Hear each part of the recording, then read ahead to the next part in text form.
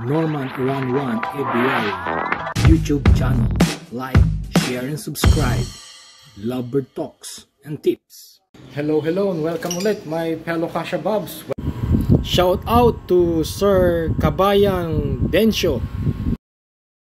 Welcome back to my YouTube channel, Norman Iran 1. For today's vlog, I'm going to answer the requests or comments of Sir Alfred Ruiz, which regard to his pairing of both opaline lovebirds, green opaline and blue opaline, that are being paired, but his concern is that the female lovebirds refuses to pair with the male lovebirds. My fellow Kasha Bobs, ang katanungan po ni Sir Alfred Ruiz ay yung bakit ayaw daw pumares nung female doon sa lalaki. At yun po ang ating sasagutan sa araw na to, sa vlog kong ito mga Kasha Bobs. Ayaw niya pong pumares nung female doon sa lalaki, Sir Alfred Ruiz, sapagkat pinagpares mo sila. Yun po yung tinatawag kong forced pairing. Kung may gusto kang dalawang ibon dahil parehas silang opaline, pinagbangga mo sila para sila'y makapagpabuo ng back-to-back opaline. Yun po ang nangyayari. Force pairing po yun. Yung pinagpares mo sila. Kumbaga, hindi pa sila ganun magkakilala. Alam po natin na ang babae ay teritorial. Siya po ang reyna sa kulungan ng mga ibon. Kaya hindi niya muna kikilalanin yung lalaki na lalaki to. Sige, pares na tayo. Aabutin pa po ng ilang linggo o buwan bago pa po sila magpares. Pero kung ang ibon mo kung ang dalawang ibon na po yan, yung green saka blue opaline ay kusang nagpares sa isang cage, kumbaga parang nandun po yung mga ibon, pinagpares mo sila sa isang breeding cage, naghanap sila ng kanilang kapares, hindi po sila mag-aaway. Sir Alfred Ruiz, parang ganito po sa likuran ko po. Ito po ay blue split opa visual fail follow po. Ipinaris ko po sa isang split fail follow na hen. Alam po natin na masyadong territorial po ang babae. Sila po yung reyna ng kulungan. Kapag inalis ko po yung divider, sigurado po 100% kawawa po yung male na visual fail follow dahil bubugbugin po ng female. Hindi niya po tatantanan hanggat hindi niya matukan, mabugbog mga Kasha Bobs. Kaya sa ganitong parisan, ito po yung tinatawag na force pairing dahil gusto ko po silang magpares, kaya pinagtabi ko po na may divider para hindi po kawawa yung male. Ito po yung force pairing. Pero pag inaabot na po ng ilang weeks or months at kaka-obserban nyo po ay nagtutukan na po sila o nagsusubuan, itry nyo pong alisin yung divider at pagsamahin. Pero pag gagawin nyo po yun, siguraduhin nyo po na binabantayan nyo po sila ng medyo malayong distansya naman po, kasi gagawin nyo po yun sa araw para makita nyo po kung hindi niya po sasaktan yung lalaki. At during gabi po, alisin nyo po itong divider at try nyo po silang pagsamahin. Magtatabi po sila mga Kasha Bobs. Doon po makikita nyo na magpapares na po yung dalawang ibon. Tulad po nito, nagtatabi po sila dahil natatakot po sila. Pero pag inalis ko po to, baka kawawa po yung lalaki. Ito po yung babae na split fail follow. Yan po siya. Hello again my fellow Kasha Bobs, and my other topic for today is about pairing mother and son, which is par blue split pale follow proven hen pair with her son, Parblu split opa visual fail follow.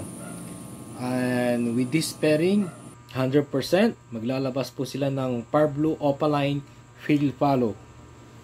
Female po. At kung lalaki, Parblu split opa fail follow, or Parblu split opa split opaline din po.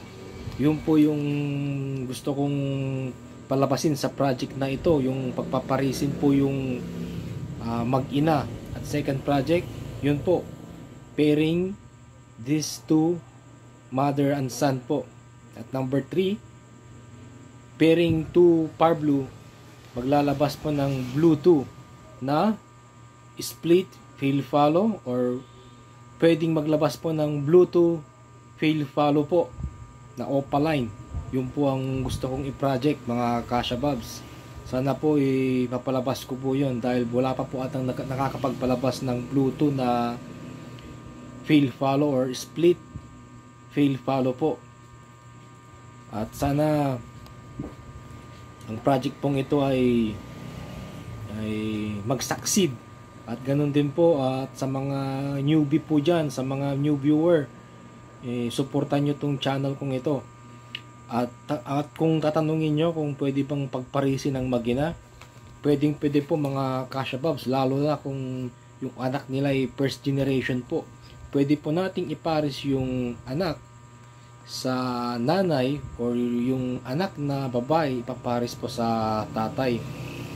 At kung mag-anak po sila, yun naman po wag na po nating ipaparis ulit sa kanyang kapatid, kasi bababa na po yung kanilang bloodline.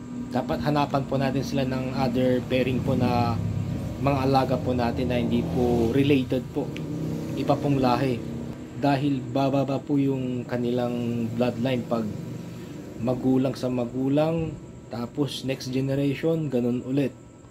Baka yung lalabas pong anak nila hindi na po ganun ka-quality, malit na po yung katawan, or something na bumaba po na, or something na bumaba na po yung kanilang taglay na genes, kahit na maglabas pa po yan ng Parblu or FIF po.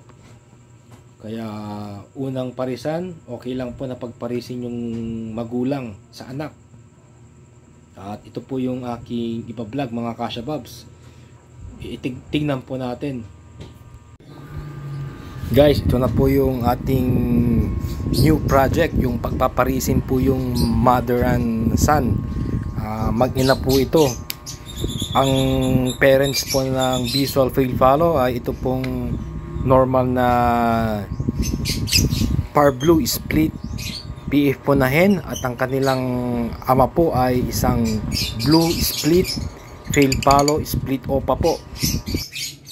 Kung sa edad naman po, matured na rin po itong visual Parblu fail follow split opa na lalaki, para ipares po sa kanyang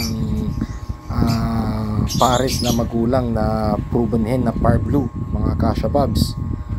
At ang project pong ito, pag pinagbangga mo ang dalawang Parblu, sabi nga nila maglalabas ng Parblu at na visual, saka pag hindi visual, blue 2. Kaya pag pinagpares ko itong dalawang Parblu ito, possible maglalabas po ng blue 2 kung matsambahan po natin.